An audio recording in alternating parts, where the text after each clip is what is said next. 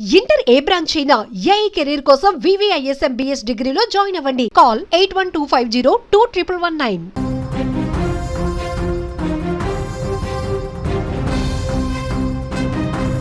సూర్యాపేట జిల్లా మోతె మండలంలో జంట హత్యల కేసులో బిగ్ ట్విస్ట్ చోటు చేసుకుంది.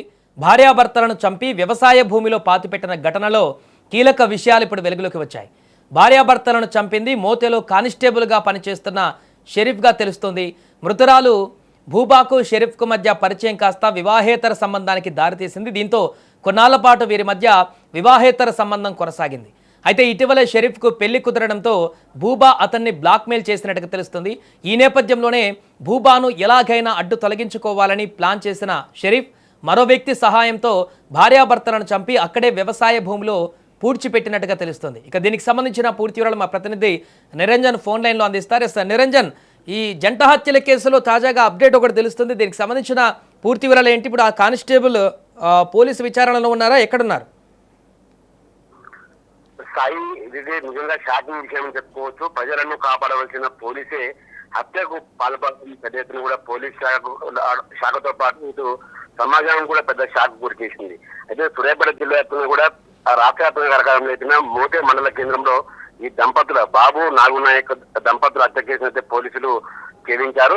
ఈ క్రమంలోనే ఈ హత్యకు పాల్పడింది స్థానికంగా ఉన్న మోతే పోలీస్ స్టేషన్ లో పనిచేస్తున్న షరీఫ్ గా పోలీసులు విచారణకు వచ్చారు. ఇప్పటికే అదుపులోకి తీసుకొని ప్రశ్నిస్తున్న పరిస్థితి కనపడుతుంది. మరోవైపు షరీఫ్ కు అదే పోలీస్ స్టేషన్ లో ఒక అటెండర్ గా పనిచేస్తున్న సుందర్రావు అనే వ్యక్తి కూడా ఈ షరీఫ్ కు సహకరించినట్లు పోలీసులు ధృవీకరించారు. పోలీసులకు విచారణ కూడా ఇంకా కొనసాగుతా ఉంది.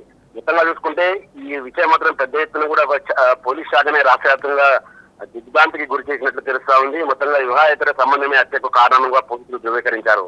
సాయి, అంటే ప్రస్తుతం కానిస్టేబుల్ అదుపులో ఉన్నాడా, లేకుంటే పరారీలో ఉన్నారా? పోలీసులకు దొరికారా? విచారణలో ఇంకేమన్నా కొత్త విషయాలు బయటకు వచ్చాయా?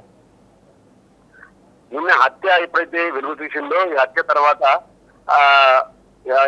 ఎవరైతే నిందితున్నాడో షరీఫ్ తన ఫోన్ స్విచ్ ఆఫ్ చేయడం కూడా పోలీసు అక్కడ స్థానికంగా ఉన్న స్టేషన్ సిబ్బందిని కొంత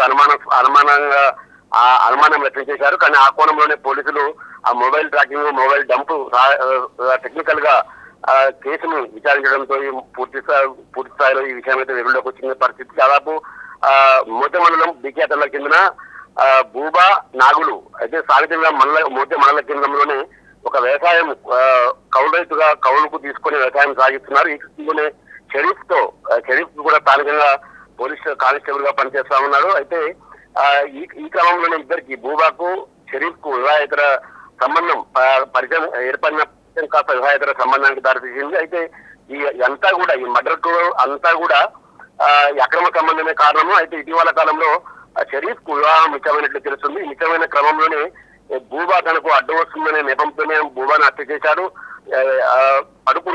దంపతులిద్దరు పడుకున్న సమయంలోనే గుట్టుతప్పుడు కాకుండా వాళ్ళ వ్యవసాయ క్షేత్రంలోకి ప్రవేశించిన షరీఫ్ ఐరన్ రాడ్తో సహాయంతో భూబాను తల వెనకాల బలంగా కొట్టడంతో అక్కడ మృతి చెందింది. అదే విషయాన్ని నిద్రలో ఉన్న ఒక్కసారిగా అతని భర్త నాగునాయక్ కూడా ఈ దురాగతాన్ని చూడడంతో తన విషయం బయటికి పొక్కకుండా నాగునాయకుని కూడా హత్య చేస్తే కనుక తనకు సేఫ్ గా ఉండొచ్చనే ఒక దురుద్దేశంతోనే షరీఫ్ అతన్ని కూడా గొంతునల్ని చంపాడు.